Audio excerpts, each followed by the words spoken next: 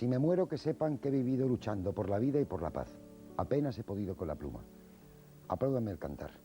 Lo escribió Blas de Otero, yo desde luego haría mío estos versos e imagino que nuestro invitado de esta noche también, José Tubilla. Sin duda que lo harían míos. Pido la paz y la palabra. Ha sido el gran eslogan, digamos ahora, en estos lenguajes modernos, pero ha sido, digamos, las palabras claves que teníamos en la mente y en el corazón los estudiantes de hace un tiempo y las personas adultas de ahora. Bueno, viene a cuento el verso porque José Tubilla Rayo, urcitano, o sea, de Guadix de 1958, residente en Almería desde los 70 y más concretamente en Alhama de Almería desde el 83, es poeta y es profesor y se ha especializado en su tarea pedagógica en la educación por la paz y por los derechos humanos. Ha coordinado el Plan Andaluz de Educación para la Cultura y la No Violencia. Es Premio Andalucía de Educación, se lo han entregado al presidente Chávez hace unos días. Y bueno, forma parte de programas de la UNESCO, programas docentes de la UNESCO y de diferentes organizaciones de carácter internacional. Como poeta es autor de Ritual de la Palabra, de Vibración de la Ceniza, de Memoria Inmóvil, y al mismo tiempo ha participado en diferentes antologías de narrativa y de poesía.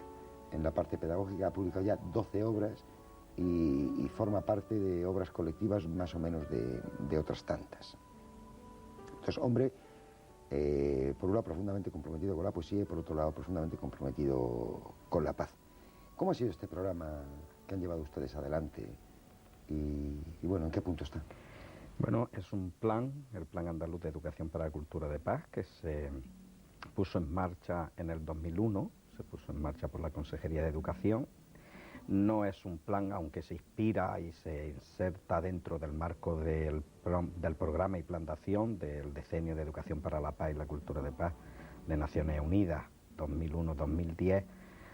Como sabes, las Naciones Unidas ya no marcan decenios ni para la educación en derechos humanos ni para la educación para la cultura de paz. Es un proyecto a largo plazo y en este sentido también la Consejería de Educación este plan lo inició dentro de ese marco.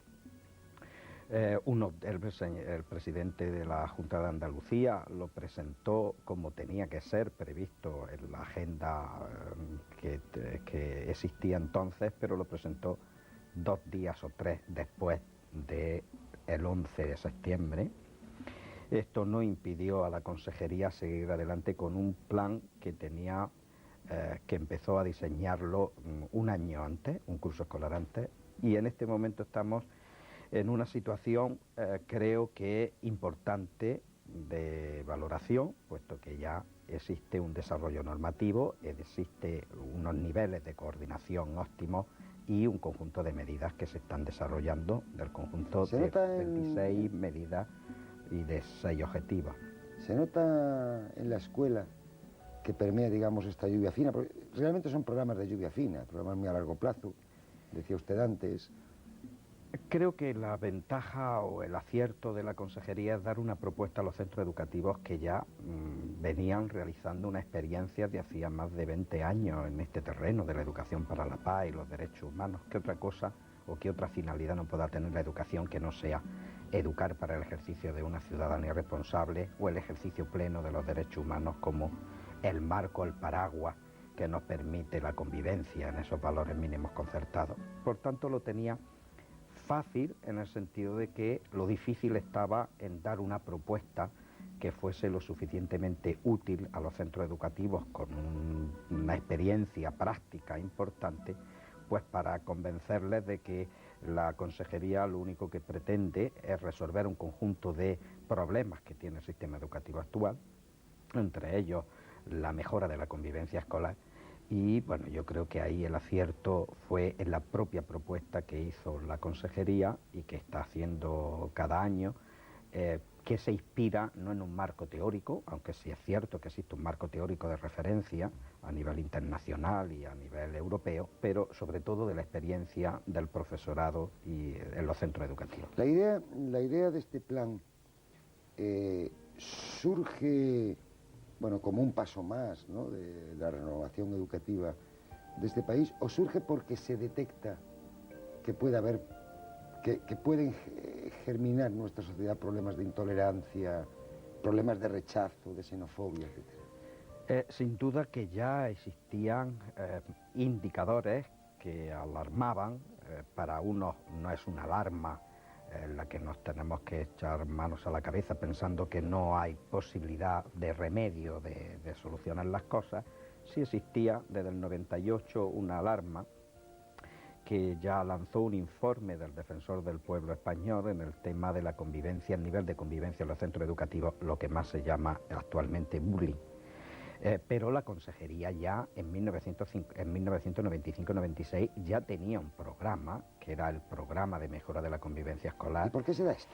¿Por qué se da esta agresividad en la escuela? Yo creo que la escuela sufre de la violencia general de nuestras sociedades. No es un problema de España ni de Andalucía, sino que es un problema que lo tiene Francia, lo tiene Canadá, lo tiene Argentina, lo tiene Perú, lo tienen los países más desarrollados y también lo tienen los países menos desarrollados. Es un fenómeno mundial y es muy difícil de analizar de manera sintética cuáles son las raíces, pero lo cierto es que sí existen dos formas de abordarlo. Una desde una perspectiva restringida, considerar que los centros educativos es un lugar donde existe violencia. Yo creo que tendremos que hacer un buen diagnóstico, como se está haciendo, para hacer una buena intervención. Es decir, en este sentido, no es tan malo es ignorar la evidencia como magnificar los datos. En este sentido, se está haciendo un buen diagnóstico para una buena intervención. El enfoque restringido sería considerar que existe violencia escolar y, por tanto, focalizamos y visualizamos la violencia, o considerar que la violencia forma parte de un contexto más general, como así lo entiende el enfoque sistémico ecológico, tanto el informe sobre violencia, que son muy recientes, del año 2003, tanto de la Organización Mundial de la Salud como del Banco Interamericano de Desarrollo, que hace un análisis general de la violencia, violencia de género, violencia juvenil, violencia contra los ancianos, las guerras.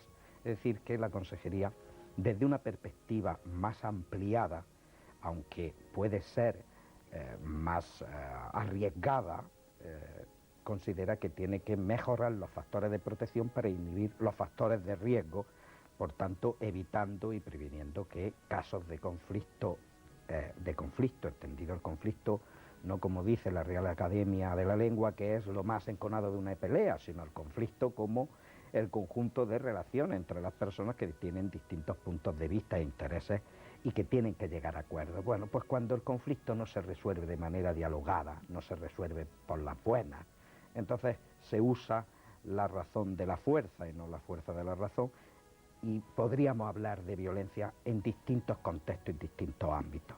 Lo que hace la consejería es abordar la prevención y la promoción de un conjunto de valores que son los que favorecen los factores de protección, inhiben los factores de riesgo y establece un conjunto de medidas, entre ellos que los centros educativos pueden hacer un diagnóstico de sus realidades y puedan desarrollar proyectos integrales. Y en este sentido, Miguel, de 210 que teníamos en el curso 2001-2002, pasamos a 2003-2004, 354, y hoy en día en Andalucía tenemos 801 centros educativos que desarrollan proyectos integrales a partir del diagnóstico de su contexto y que desarrollan proyectos integrales en todo lo que se trata el ámbito educativo, es decir, tratando de la cultura de paz y no violencia que sea la seña de identidad, no solo del centro educativo, sino también de una idea pedagógica que es que los centros son comunidades abiertas de aprendizaje, que reflexionan, que son escuelas inteligentes y por tanto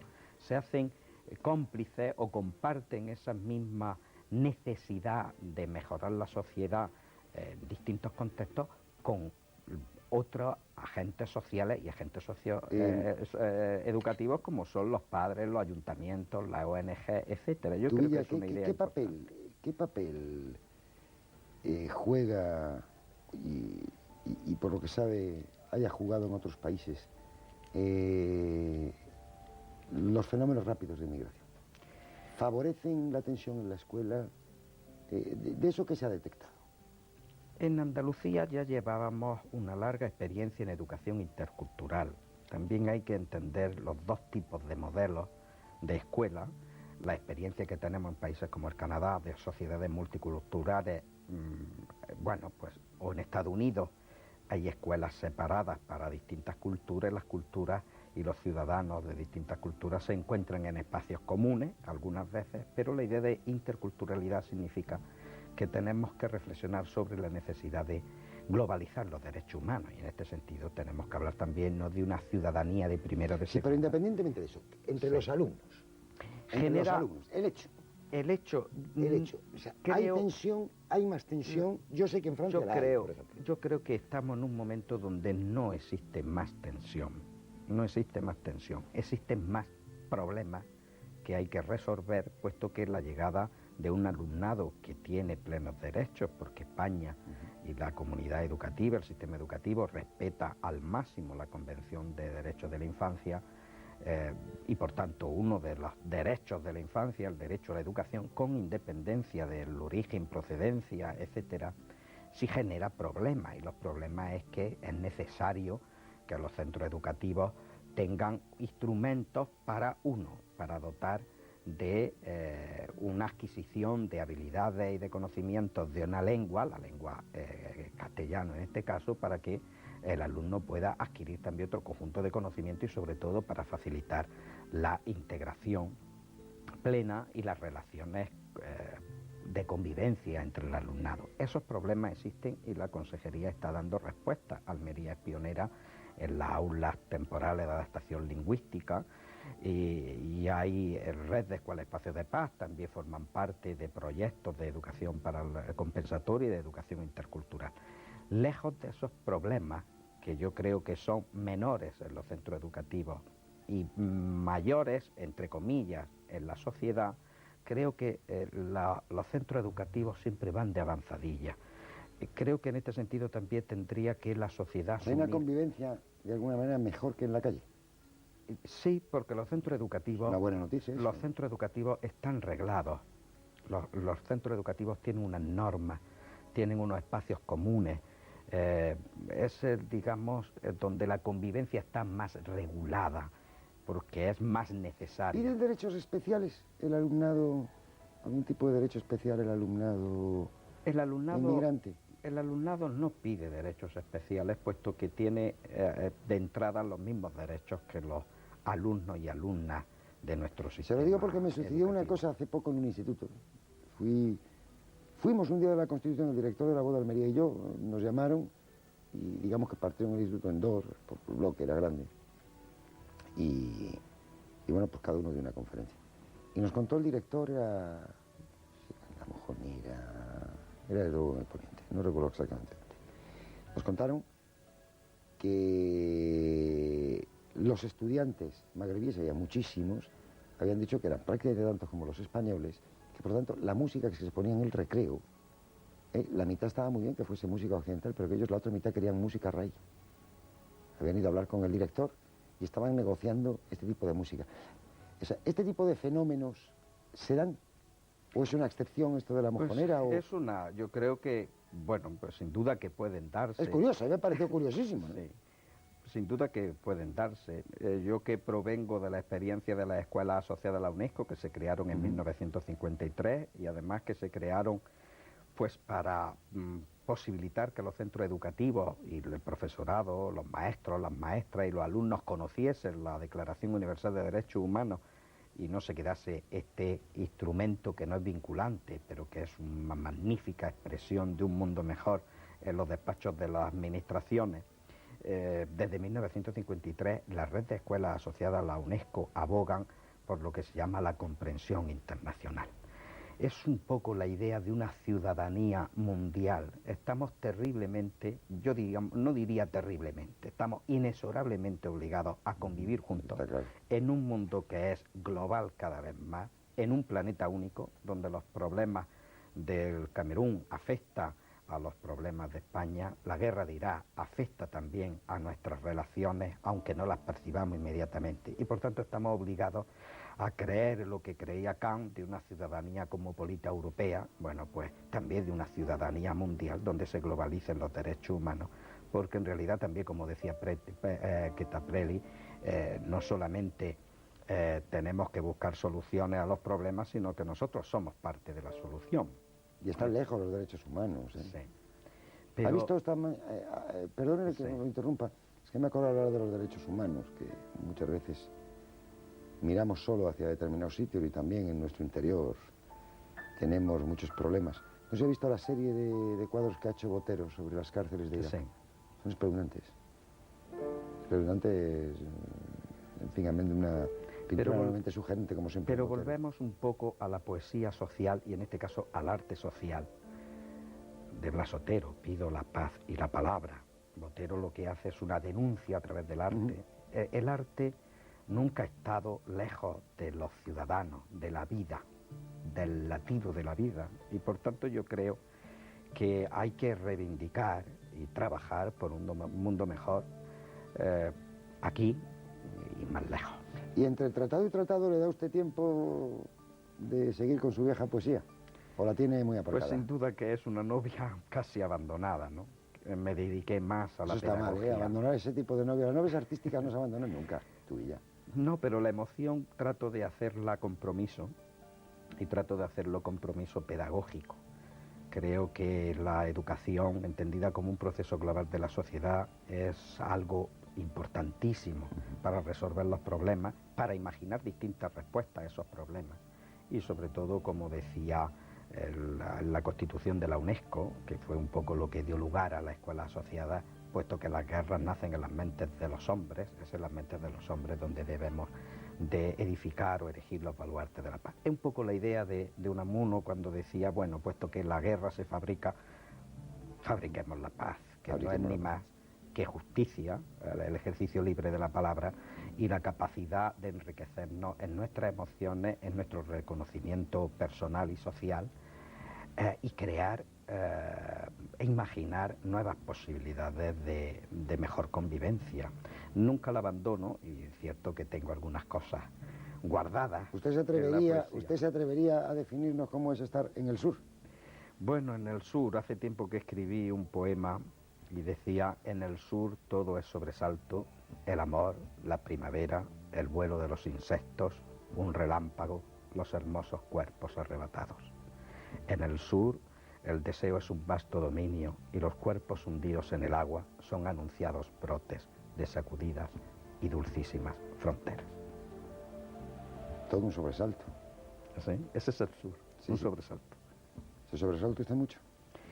Sí, yo creo que la capacidad que tengo de sorpresa es la que me mantiene en esta acción comprometida, en la educación y en otras esferas de la militancia social, de la ONG y de los grupos que trabajan por una sociedad mucho más justa y un mundo donde los derechos, con independencia del lugar donde nosotros nacemos, estén ejercidos y defendidos y promovidos.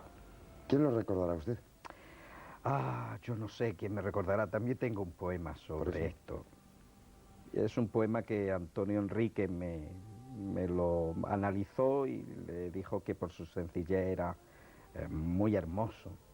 Yo creo que no es tan hermoso, sino que es una fotografía espiritual de mi persona. Y quién me recordará con estremecimiento cuando yo no esté aquí, cuando solo sean mis libros, las cartas de amor, los objetos cuidadosamente protegidos, las ropas en el armario, algún calcetín perdido, las zapatillas, la colección de sellos, la huella tan frágil de una emoción dejada con descuido en un cajón, la cegadora sonrisa de una amarillenta fotografía. ¿Quién recordará que fui y estuve aquí dulce y doloroso tránsito, herida y ansia de hombre, henchido amor y odio a veces. Mi nombre y mi apellido, ¿quién recordará y cómo? Veo que en el sur sobresaltos, en la memoria me parece que decía estremecimiento. Sí.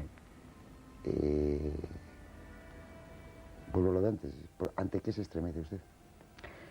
Pues me estremezco ante las cosas que ocurren en nuestro entorno. Por ejemplo, me estremezco ante la noticia de unos niños que vienen, casi bebés, que mueren en nuestro mar azul. Creo que es necesario que los adultos sigamos estremeciéndonos, porque si no nos estremecemos, las respuestas que no nos han servido a estos problemas constantes de nuestra generación y de las generaciones futuras, creeremos que son respuestas útiles y sin embargo el mundo avanza y hay que interrogarse continuamente. Esto es, yo creo, lo que me mantiene con no demasiados problemas interiores y con no demasiados problemas exteriores, pero creo que es necesario que nos estremezcamos. Los educadores para la paz dijimos hace muchísimo tiempo en nuestro país que educar para la paz es precisamente no vivir en paz, porque consideramos que el conflicto tiene que estar ahí y que el conflicto no hace progresar. Me estremezco de las cosas pequeñas y de las grandes cosas, y a veces trato de ser optimista y trato de ser emocional. Creo que el ser humano fundamentalmente es razón, pero fundamentalmente también es ternura, es emoción, es corazón, es sensibilidad, es mirar el mundo con la perspectiva y la magia que la veíamos como niños, pero con la capacidad de adultos de tener mayores recursos para poder transformar las cosas. ¿Lo ven así también los jóvenes de ahora? Usted que está forzosamente en contacto a través de la educación. Si me ven a mí. No, que si ven así el mundo también, si se estremecen ante las mismas cosas, si de alguna manera, aunque de formas distintas, tienen las mismas aspiraciones que tuvimos nosotros. Yo creo que sí. Pero creo que también tenemos que ayudarle a que encuentren los caminos. Primero que se interroguen sobre, no está todo perdido, hemos hecho grandes avances, pero es necesario que en este caminar, un poco utilizando también la idea de camino de Antonio Machado, en este caminar enseñemos el camino, la vereda, que facilitemos nuestras preguntas y nuestras interrogaciones a los jóvenes, que nos sintamos al lado de ellos y descubramos cuáles son sus perspectivas, sus ilusiones y su forma de imaginar el mundo, que no necesariamente tiene que ser con el nuestro. Yo creo que el ser humano se interroga siempre y tiene emoción. Yo creo firmemente en la juventud porque soy docente fundamentalmente. Lo que echo de menos ahora es precisamente la docencia. Bueno, Tubilla, ha sido un placer y, en fin, le doy enhorabuena por todo su enorme trabajo, ¿no?, en este campo, trabajo que, creo que ha sido justamente reconocido en esta última semana con el Premio Andaluz de Enseñanza, y tengo solo que hacerle un reproche. Sí. Recupere un poco a esa novia poética, recupérela un poco, un ratito de poesía cada día. Sin duda que la voy a recuperar. Pues buenas noches, muchísimas gracias y adelante con su trabajo, que en fin, que es por el futuro y será por todos. Muchísimas gracias.